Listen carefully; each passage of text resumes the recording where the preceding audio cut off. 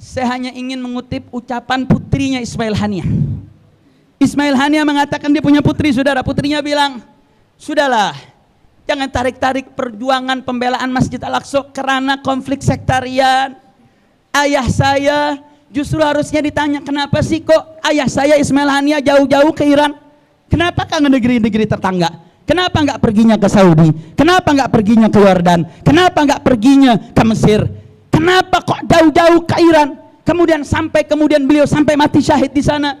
Beliau katakan, kata putri Ismail Haniah, beliau mengatakan dalam tasrihatnya di dalam media sosial yang terverifikasi bahwa itu dari putrinya, dia katakan, andai kata negara-negara di sekitar negara-negara Palestina melakukan 1/10 saja apa yang telah dilakukan oleh Iran, 1/10, nggak usah banyak-banyak, nggak usah setengah, nggak usah 1/3, nggak usah 1/4, 1/10 saja.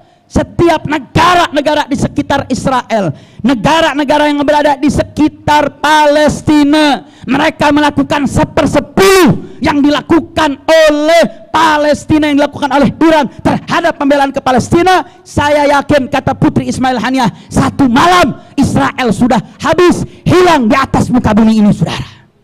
Justru dipertanyakan, kenapa Ismail Haniah mesti jauh-jauh ke Iran? Artinya apa, saudara? Justru ini teguran keras. Kematian Ismail Haniah, ya, itu kesedihan bagi umat. Kematian Asy-Syahid Ismail Haniah betul menjadi pukulan berat bagi perjuangan, tetapi ini justru menjadi campukan bagi negara-negara Islam. Kemana anda? Kemana anda tidak membela? Kenapa seorang Syahid Ismail Haniah mesti jauh-jauh? Kenapa nggak pergi ke negara-negara sekitar daripada Palestina untuk melakukan pembelaannya? Karena di sanalah dada terbuka, tangan menyambut untuk memberikan, saudara. Suka tidak suka kita, mau tidak mau, saudara, gerakan Houthi menjadi bagian daripada kesatuan gerakan Iran, saudara. Hizbullah yang saat ini pimpinannya Sayyid Hasan Nasrullah yang juga wafat, merupakan juga bagian daripada yang punya konektivitas dengan daripada apa yang ada di Iran, saudara.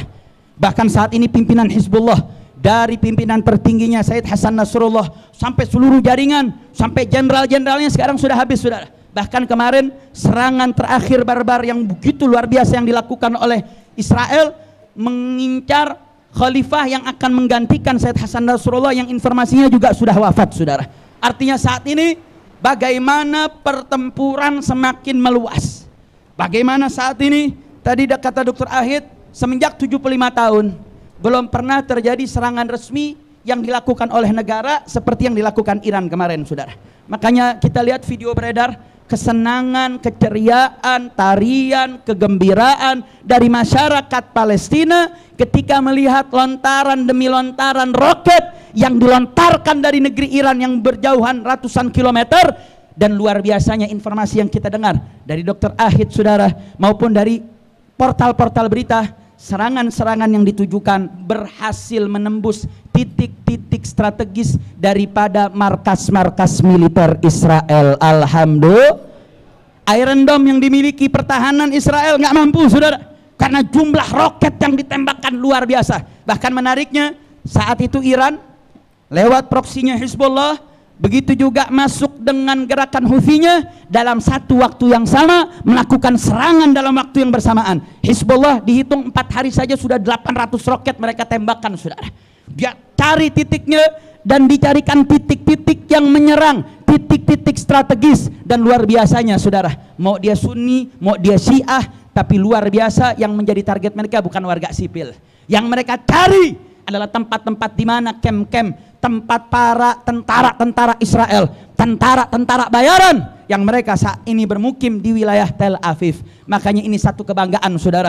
Makanya gerakan jari jemari kita jangan mau ditarik-tarik kompleks sektarian. Oh, Iran itu Syiah, Syiah itu cuma gaya-gayaan saja, dia ingin memiliki hegemoni di wilayah Timur Tengah, makanya dia tampil. Saudara, saat ini jangankan Syiah, LGBT saja yang mendukung Palestina dalam konteks ini menjadi lebih mulia daripada pimpinan-pimpinan Arab yang diam, tidak bersuara, tidak melakukan sikapnya, saudara. Mereka lebih hina dari makhluk-makhluk yang hina tersebut, saudara. Selama mereka melakukan pembelaan kepada rakyat Palestina, apapun latar belakang mereka, mereka dalam satu konteks ini, mereka menjadi satu, memiliki gordon wahid, saudara.